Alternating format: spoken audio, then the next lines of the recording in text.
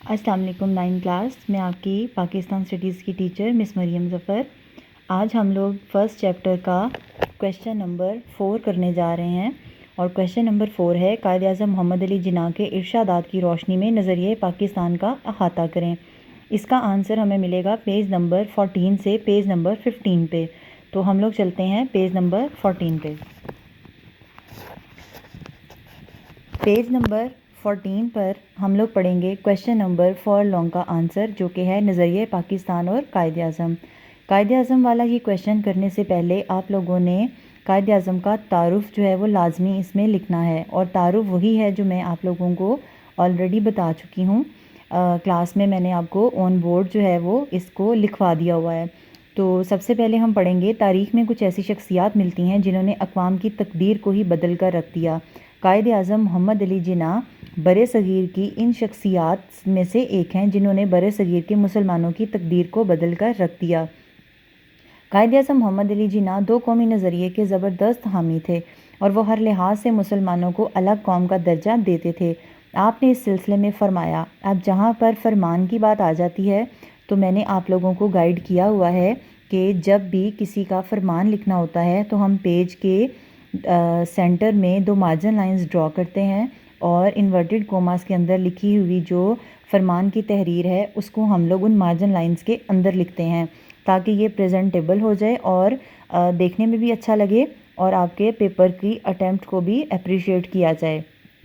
قومیت کی جو بھی تعریف کی جائے، مسلمان اس تعریف کی روح سے الگ قوم ہیں۔ وہ اس بات کا حق رکھتے ہیں کہ اپنی الگ مملکت قائم کریں۔ مسلمانوں کی یہ خواہش ہے کہ وہ اپنی روحانی، اخلاقی، تمدنی، اقتصادی، معاشرتی اور سیاسی زندگی کی مکمل نشوونما کریں، اور اس مقصد کے لیے جو طریقہ اپنانا چاہیں وہ اپنائیں۔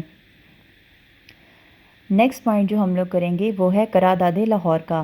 قرارداد لاہور 23 مارچ 1940 کو پیش ہوئی، جس میں آپ نے خطبہ صدارت دیتے ہوئے فرمایا، جہاں پر لکھا ہوا ہے اس کے بعد جو انورٹڈ کوماس کے اندر تحریر لکھی ہوئی ہے، اس کو سیم اسی طرح ہم اٹیمپٹ کریں گے جیسے میں نے آپ کو پچھلے پیراگراف کے حوالے سے بتایا ہے کہ ہم پیپر کے درمیان میں 2 مارجن لائنز ڈرا کریں گے، اور اس کے اندر جو ہے وہ اس تحریر کو ہم لوگ لکھیں گے۔ ہندو اور مسلمان 2 علیحدہ مذاہب سے تعلق رکھتے ہیں جو بالکل مختلف عقائد پر قائم ہیں اور مختلف نظریات کی عکاسی کرتے ہیں۔ دونوں اقوام کے ہیروز، رزمیہ، کہانیاں اور واقعات ایک دوسرے سے مختلف ہیں، لہٰذا دونوں قوموں کو ایک لڑی میں پیرونے کا مقصد برصغیر کی تباہی ہے، کیونکہ یہ برابری کی سطح پر نہیں بلکہ اقلیت اور اکثریت کے روپ میں موجود ہیں۔ برطانوی حکومت کے لیے بہتر ہوگا کہ ان دونوں قوموں کے مفادات کو مد نظر رکھتے ہوئے برصغیر کی تقسیم کا اعلان کریں، جو کہ تاریخی اور مذہبی لحاظ سے ایک صحیح قدم ہوگا۔ اس کے بعد آگے ہے 29 دسمبر 1940 کو احمد آباد میں خطاب کرتے ہوئے قائد اعظم نے کیا فرمایا، اور یہ جو ڈیٹ لکھی ہوئی ہے یہ MCQ کے لیے بھی امپورٹنٹ ہے کہ قائد اعظم نے احمد آباد میں جو خطاب فرمایا تھا اس کی تاریخ کیا ہے، تو وہ 29 دسمبر 1940 ہوگی۔